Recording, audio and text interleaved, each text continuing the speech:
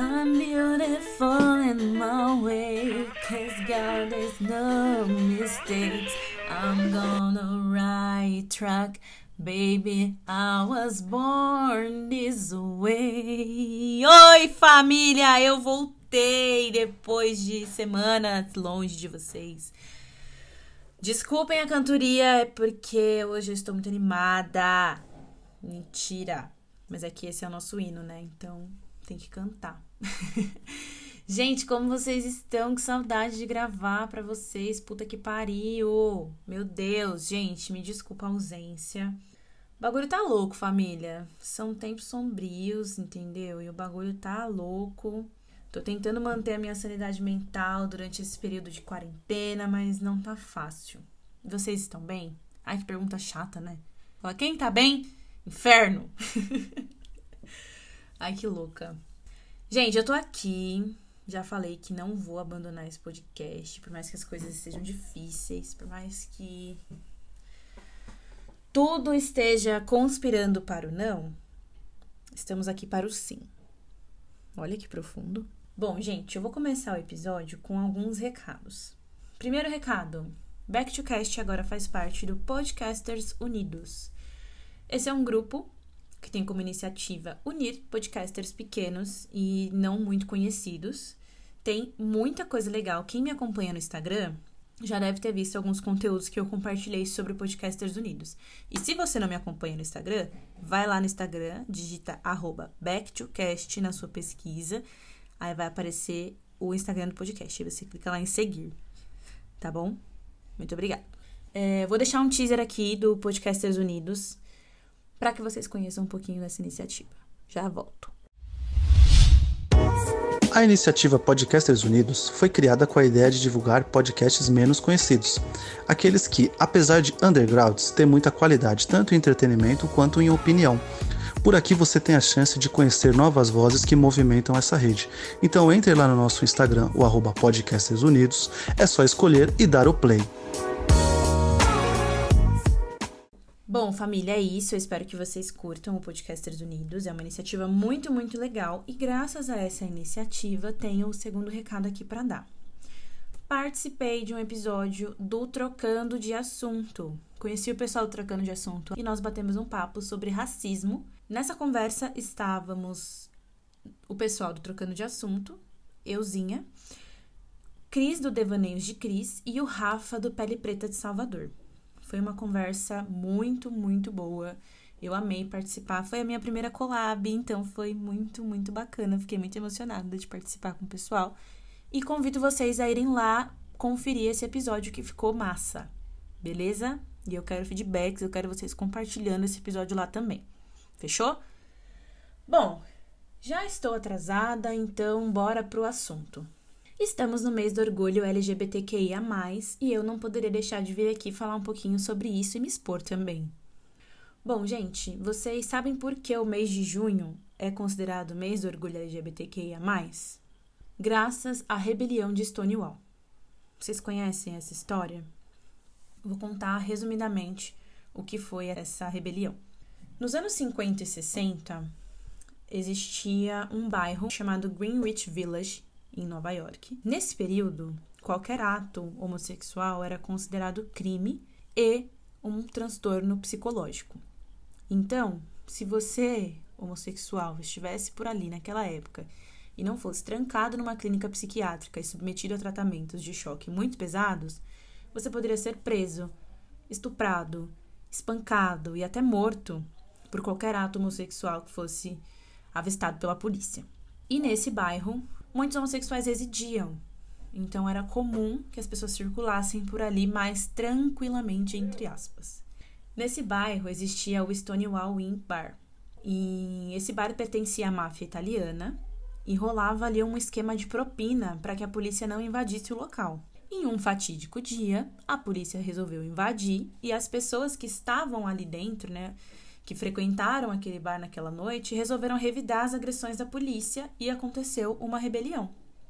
As pessoas começaram a se aglomerar do lado de fora do bar, não só lá dentro, e foi assim, a zona. Foi uma madrugada de muita treta e de muita briga, e a partir dali se fez história. E um ponto muito importante dessa história é que quem estava liderando toda essa revolução e essa rebelião daquela noite é uma mulher trans negra, Marsha Johnson. Provavelmente você que está nas redes sociais já deve ter visto fotos da Marsha por aí. E vale muito a pena conferir vários conteúdos que contam melhor essa história, tá? Existe um documentário na Netflix muito bom. Existem vários vídeos no YouTube que contam essa história de uma maneira muito mais abrangente. Eu realmente dei uma resumida, mas não para diminuir a história, tá? É apenas para dar uma introdução aqui no assunto. A partir daí, no ano seguinte, aconteceu ali uma marcha, né? Uma parada, que é considerada a primeira parada gay, que aconteceu um ano depois para celebrar, né? Em memória ao acontecido lá de 1969. E isso foi se tornando uma tradição, foi se espalhando para outros lugares e acabou que se tornou mundial, quer dizer, não mundial porque em alguns países ainda é proibido, mas foi se espalhando pelo mundo e até hoje acontece. Infelizmente, esse ano a gente não teve parada justamente por conta do Covid, da pandemia e de tudo que está acontecendo, mas é uma tradição até hoje. Eu queria introduzir esse assunto para vocês para dar um contexto sobre o mês, né? Agora vamos pensar num cenário Brasil. Mais ou menos nessa mesma época, o Brasil passava por um regime militar. E esse foi um período muito difícil para os homossexuais. Existe um link que é muito interessante, que tem vários artigos de relatos de sobreviventes desse período, mas eu aconselho que vocês leiam, busquem esse link caso vocês tenham estômago, porque são relatos muito pesados realmente. É o memoriasdaditadura.org.br/LGBT. Eu já visitei esse site algumas vezes, tem um conteúdo assim realmente muito pesado, mas vale a pena para que vocês saibam e conheçam um pouco da história, de como foi esse período para os LGBTs. Não vou entrar em detalhes porque é muito pesado realmente, né? Muita violência, muita agressão, enfim. Vão lá caso vocês tenham interesse em saber. Cortando para alguns anos à frente, lá pelos anos 80, aconteceu a epidemia de AIDS. Nesse período, os homossexuais eram taxados como a peste da AIDS. Além do preconceito que rondava os homossexuais por conta da AIDS, existia um dilema em que, se uma pessoa que estivesse em um relacionamento homoafetivo morresse, a família dessa pessoa poderia simplesmente tirar tudo que o parceiro, que a viúva da história, teria direito, porque não existiam direitos de um casamento, de uma relação estável para homossexuais. Então imagina, você vive num casamento e nesse casamento você perde o seu esposo, sua esposa, enfim. E aí a família do seu esposo, da sua esposa, tira tudo de você. Isso é muito absurdo. É um processo realmente muito foda. Porque não existiam direitos. A gente não tinha direito a nada. Cortando para os anos 90, eles foram assim, uma zona, né? Como explicar os anos 90? Os anos 90 foram períodos de mulheres muito sexualizadas e gays muito estereotipadas. Nos anos 90 você só podia ver um gay na TV em programas de humor. É aquela coisa do cuecão de couro, do Isso é uma Bichona, do Capitão Gay, do Robocop Gay, das Mamonas Assassinas. E isso acabou marcando uma geração por um longo período. Naquela época era comum imaginar que você que fosse LGBT teria que viver sempre no armário para evitar passar por constrangimento e por ridicularizações que a mídia explorava tanto. Eu acho que o maior avanço dos anos 90 em relação à comunidade LGBT foi a retirada da homossexualidade como uma doença mental pela OMS, que aconteceu no dia 17 de março. Esse foi o maior marco da década, né? Uma vitória muito grande para nós. Mas a gente tem que lembrar que isso aconteceu há 30 anos. Foi ontem, né?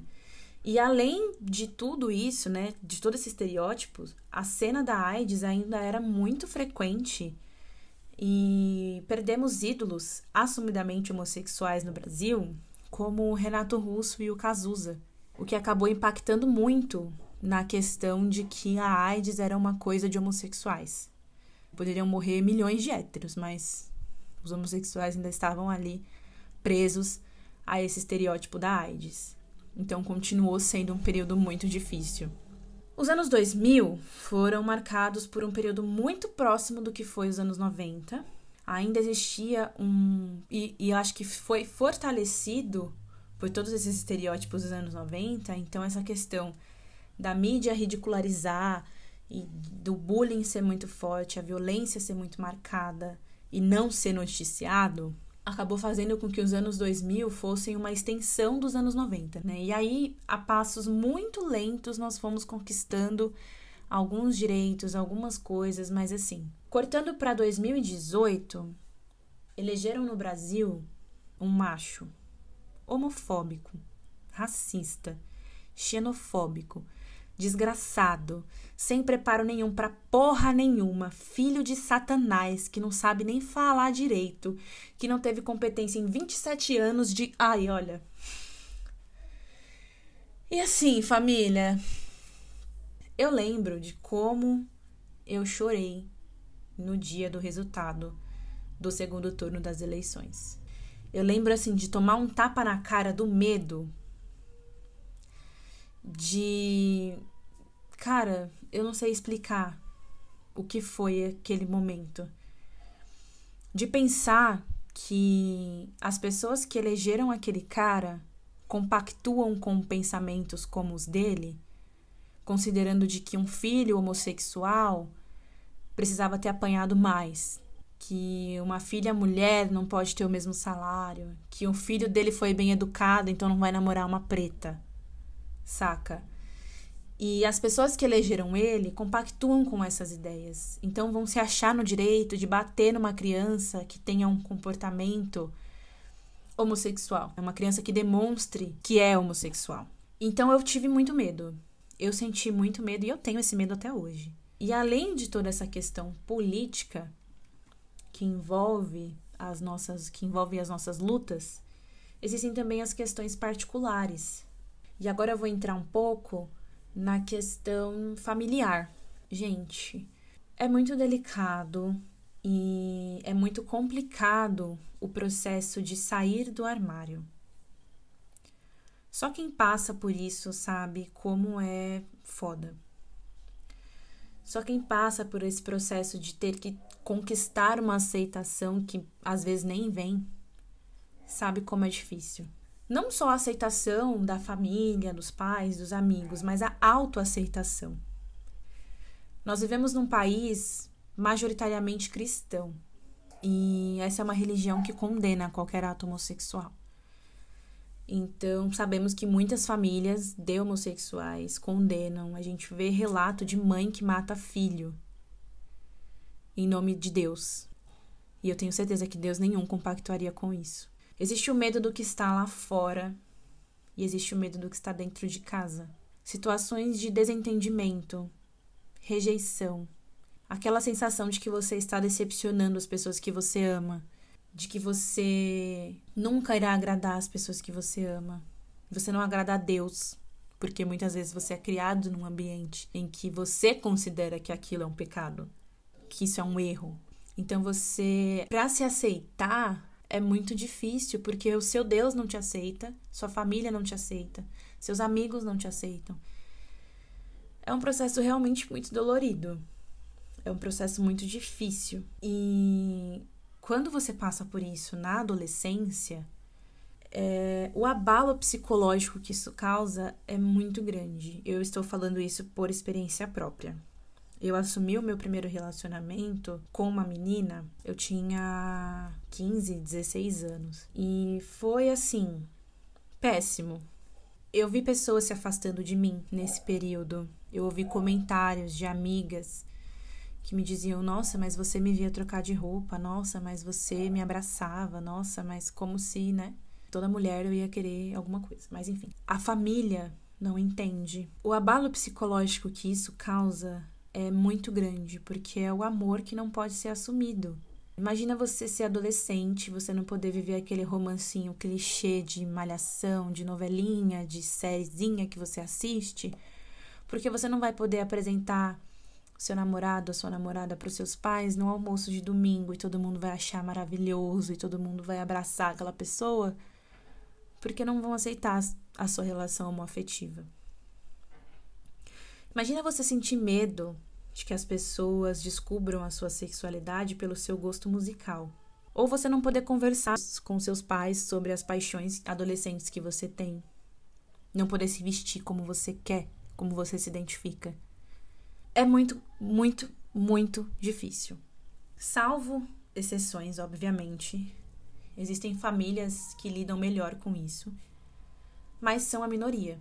Muitas pessoas são expulsas de casa, muitas pessoas apanham, sofrem abusos sexuais, abusos psicológicos principalmente. Tudo isso para te forçar a ser uma pessoa que você não é. Isso é muito difícil. E é por isso que se você já passou por isso, você já passou por essa fase de ter que se assumir, você já passou ou ainda passa por todo esse processo, você tem muito do que se orgulhar. E o seu orgulho é sobre o que você é e sobre o que você representa. Todas as dificuldades que nós enfrentamos, elas são pela nossa liberdade, pela nossa existência e pelos nossos direitos. A gente quer apenas igualdade, equidade, principalmente. As pessoas trans enfrentam ainda mais dificuldades em todo esse processo, seja na infância, na adolescência, na vida adulta. Muitas vezes são expulsas de casa, abandonam estudos por conta de violência, de bullying e do medo, né? Existe o medo de entrar para a estatística, que hoje assustadoramente aponta que a expectativa de vida de uma pessoa trans é de 35 anos apenas. E a palavra travesti sempre foi, e infelizmente ainda é, muito marginalizada. Eu falo por mim que é um preconceito muito difícil de quebrar. É um estereótipo muito difícil de desconstruir. Muito do que eu desconstruí sobre esse preconceito foi junto da leitura do livro Eu Travesti, da Luísa Marilac. Além de convivência com pessoas trans, é claro, mas a leitura desse livro me trouxe uma realidade que eu não conhecia. E essa falta de conhecimento é justamente por ser algo que não está na nossa vivência. A gente acaba não enxergando. E depois que eu li esse livro, eu busquei outras matérias, outros vídeos, outros artigos sobre o assunto e quebrei muito dos preconceitos que eu tinha. Hoje eu tenho amigas que transicionaram e eu aprendi demais com essas pessoas, ainda aprendo, e eu acho que é um aprendizado muito válido e precisa ser contínuo. A gente precisa continuar aprendendo. Uma outra coisa e uma outra dificuldade que essas pessoas enfrentam está no mercado de trabalho, que raramente dá oportunidade para essas pessoas, e as oportunidades que lhes são dadas muitas vezes não são confortáveis para suas realidades. Elas não podem usar os seus nomes sociais, não tem um banheiro específico. Existem empresas, é claro, que já têm toda uma estrutura para receber essas pessoas, e eu acho maravilhoso. Eu acho que isso é incrível, eu acho que isso inspira e motiva muitas pessoas. Mas não são todas. Na verdade, elas são a minoria. E eu não tenho local de fala para esse assunto, mas pretendo trazer amigas aqui para conversar sobre isso. Eu vou deixar na descrição desse episódio um artigo do Correio Brasiliense sobre transexuais no Brasil. Vale muito a pena a leitura. Uma amiga me mandou esse artigo e foi, assim, incrível. Inclusive, Amanda, muito obrigada. Foi um aprendizado valiosíssimo para mim. E eu acho que, caso vocês tenham interesse, também é muito legal de se visitar. Agora, se você é uma pessoa novinha e eu posso te dar um conselho, é que tenha paciência. Todo esse processo é muito dolorido, é muito difícil. Não ter o apoio das pessoas que a gente ama é muito difícil. E eu tô falando isso pra vocês com muita propriedade. Eu sei o quanto é difícil você não ter apoio das pessoas que você ama. Eu sei o quanto é difícil você não se sentir encaixado em determinados lugares. Mas a gente encontra o nosso lugar em determinados momentos. Esse apoio que não vem de dentro pode vir de outros lugares. E não para substituir, mas para fortalecer. Para que a gente entenda que a gente é importante. Que as pessoas vão nos amar do jeito que nós somos, em algum momento. A gente vai entender que não somos erros, não somos pecados, que nós nascemos assim. E que tudo isso que a gente passa vai servir como aprendizado e como história. Né? Hoje estamos fazendo história para que as próximas gerações não passem pelos mesmos constrangimentos e situações que nós passamos. E falando agora para as pessoas que têm filhos, porque esses filhos são a próxima geração, eduquem seus filhos para que não sejam homofóbicos, para que não sejam preconceituosos. Eduquem as suas crianças para que elas respeitem as pessoas, para que elas respeitem as diferenças. Eduque o seu filho para que ele não seja machista. Eduque o seu filho para que ele entenda que não é um erro você gostar de uma pessoa do mesmo sexo. Eduque o seu filho e ensine o seu filho a ser quem ele é e faça com que ele se sinta amado, independente de qualquer coisa. Uma criança que sofre ataques, que sofre bullying por uma coisa que ela ainda nem sabe o que é, cresce muito traumatizada. E eu acredito que ninguém quer isso. Então, por gentileza, gente, eduquem os seus filhos para que eles respeitem as pessoas acima de qualquer coisa. E para que a gente tenha um futuro um pouquinho melhor. Para que ele mesmo tenha um futuro melhor. Porque a partir do momento que ele respeita as outras pessoas, ele aprende a se respeitar também. E isso é muito importante. Todos aqueles estereótipos, todas aquelas coisas que eu disse que vêm lá de trás, causam muitos traumas nas pessoas até hoje. E mais uma vez falando por mim, e sobre o fato de eu ter muita vergonha de me assumir para as pessoas, eu tinha muito medo de ser quem eu queria ser. Justamente por conta de toda essa ridicularização. Justamente por conta de tudo que eu via, de como eu via as pessoas, de como as pessoas eram tratadas. Eu achava que gostar de mulher ia me fazer ser uma sapatão. E a palavra sapatão era como um xingamento. Hoje é, sei lá, um elogio pra mim. Se alguém falar que eu sou sapatão, eu falo, ok. Mas sou bissexual. Mas na época, lá em 2012, mais ou menos, 2013, não lembro. Faz tempo já. Eu não queria ser chamada de sapatão. Eu não queria que as pessoas soubessem. Tanto que eu fui arrancada do armário pela minha família. E foi um processo que, se eu pudesse voltar, seria totalmente diferente. Eu teria falado. Eu não teria permitido que as pessoas me invadissem. Mas já foi.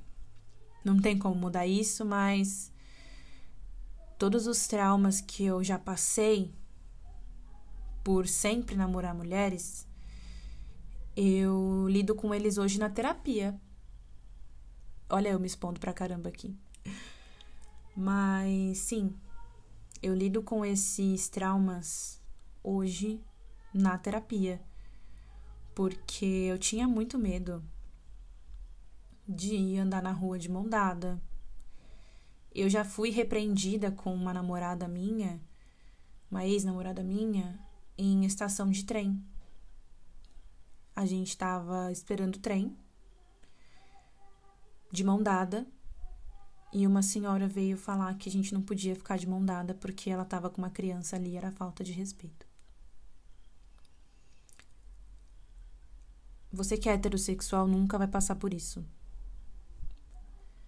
Ou vai, porque se eu ver casal hétero se agarrando por aí, eu vou causar. É brincadeira. Mas enfim. São muitas coisas que a gente ouve, que a gente aprende a suportar.